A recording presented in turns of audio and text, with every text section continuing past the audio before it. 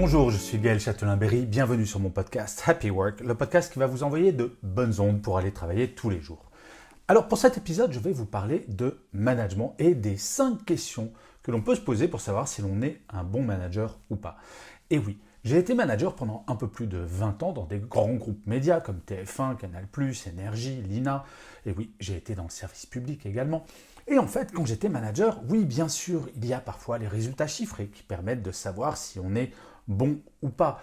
Mais bon, ça, c'est quand on peut avoir des chiffres. Quand on est directeur de la communication ou du marketing ou ce genre de choses, ou manager de proximité, on n'a pas toujours ces critères. Parce que le plus important, au final, quand on est manager, c'est tout de même l'humain. Il est de plus en plus admis, et heureusement d'ailleurs, que l'humain est absolument central dans l'entreprise. Et oui, avec la pandémie, enfin, l'humain a été mis au-dessus de l'économique. Mais quand on est manager, comment est-ce qu'on sait si, humainement, pour nos équipes, nous sommes la bonne personne? Si nous sommes un bon manager, si effectivement, on fait le taf, comme on dit. Eh bien, pour le savoir, je vous propose 5 questions à laquelle vous allez devoir répondre. Et une fois que ça sera fait, en théorie, vous devrez savoir si vous êtes un bon manager ou pas. La première question à se poser est: est-ce que mon équipe sait en quoi consiste mon métier de manager? Oui, la question peut vous sembler idiote, mais rappelez-vous quand vous étiez jeune collaborateur ou jeune collaboratrice. Est-ce que vous saviez précisément en quoi consistait le métier de votre manager? Parfois, on a un peu l'impression, moi dans ma carrière, quand j'étais jeune collaborateur, j'avais l'impression que le métier de mon manager, parfois, consistait juste à me donner des objectifs et à me fouetter, virtuellement bien entendu, pour que je les atteigne.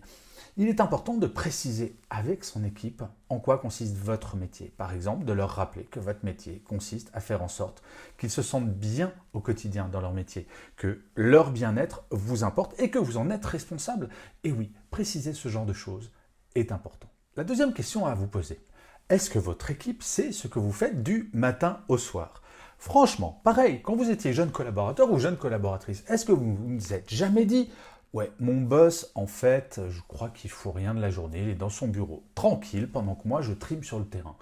On a tous eu cette pensée. Et comment est-ce qu'on fait pour éviter, en tant que manager, que cela ne se produise? Eh bien, on parle avec son équipe, on raconte parfois ses journées. Je ne vous dis pas de parler tout le temps de votre métier du matin jusqu'au soir et d'appeler votre équipe tous les jours en disant: bon ben voilà, moi ce que j'ai fait à 9h, c'était ça, à 10h. Non, ce n'est pas l'idée. C'est de leur expliquer concrètement, une bonne fois pour toutes, voilà comment se déroule une journée de manager, ma journée. Et que quand je suis en réunion, ce n'est pas uniquement pour glander, c'est aussi pour servir les intérêts de l'équipe, c'est pour parler des objectifs, c'est pour faire avancer les choses. Bref, il faut démystifier la mission du manager, parce que parfois, on peut avoir tendance en tant que manager à passer sa vie en réunion et à se dire: je ne vais pas en parler à l'équipe parce que comme ça montrera à quel point je suis important. Moi, je parle au grand chef, pas à mon équipe.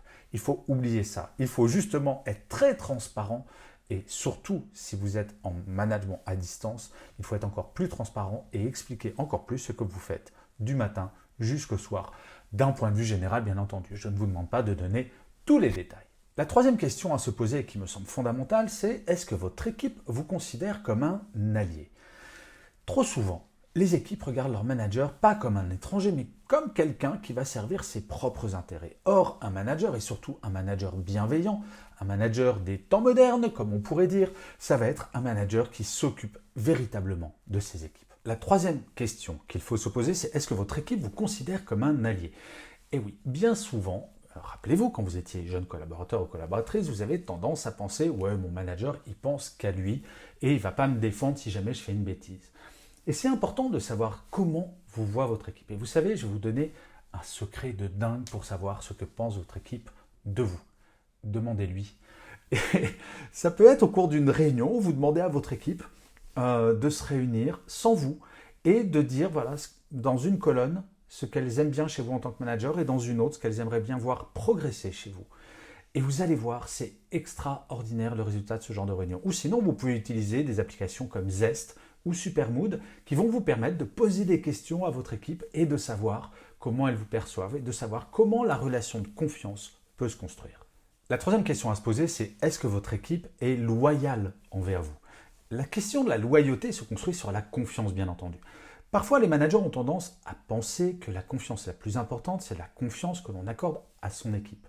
Et en fait, c'est un peu une erreur. Le plus important, c'est la confiance que l'équipe va vous accorder. Et c'est de là que va arriver la loyauté. Regardez, imaginez vous êtes pilote d'avion. Et moi, je suis passager. Le pilote d'avion, c'est un petit peu comme le manager, justement.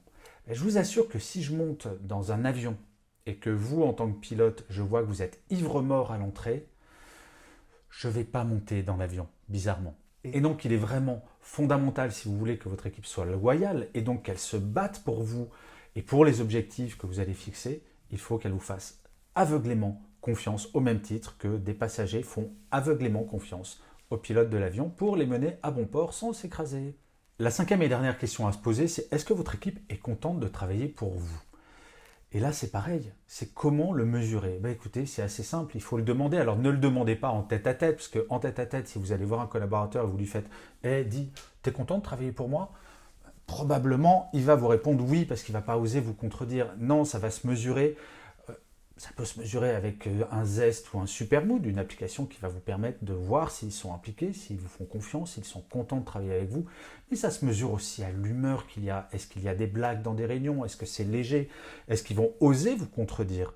La capacité d'une équipe à vous contredire, à discuter, à challenger vos décisions, c'est là aussi où on voit la confiance, on voit la force de la relation entre une équipe et son manager. Et puis vous savez, le côté être heureux de venir travailler, ça se mesure aussi par le sourire qu'on peut avoir. Alors vous allez me dire, si on est à distance, c'est pas simple, je vous l'accorde.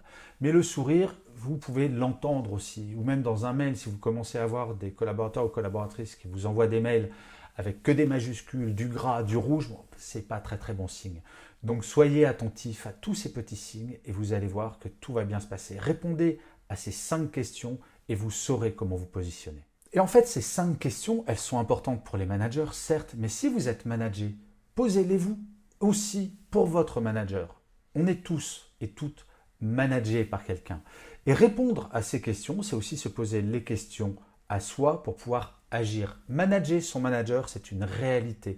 S'il y a un des points sur lesquels ça ne va pas, une des 5 questions, à ce moment-là, posez-vous la question du comment je peux faire évoluer les choses. Je suis convaincu que la relation manager-manager non seulement peut être sympa, mais elle doit être sympa. Elle ne doit pas être source de stress, mais au contraire source de bien-être pour servir l'entreprise, ses objectifs et surtout donner du sens au travail que l'on fait quotidiennement. Et je finirai comme d'habitude cet épisode par une citation. Pour celui-ci, j'ai choisi une phrase de Giacomo Leopardi qui disait « Il est curieux de voir combien l'excellence adopte fréquemment des manières simples, alors que les manières simples sont si souvent considérées comme un signe de médiocrité. » Je vous remercie 1000 fois d'avoir écouté cet épisode de Happy Work. Je vous dis rendez-vous au prochain et d'ici là, plus que jamais, prenez soin de vous.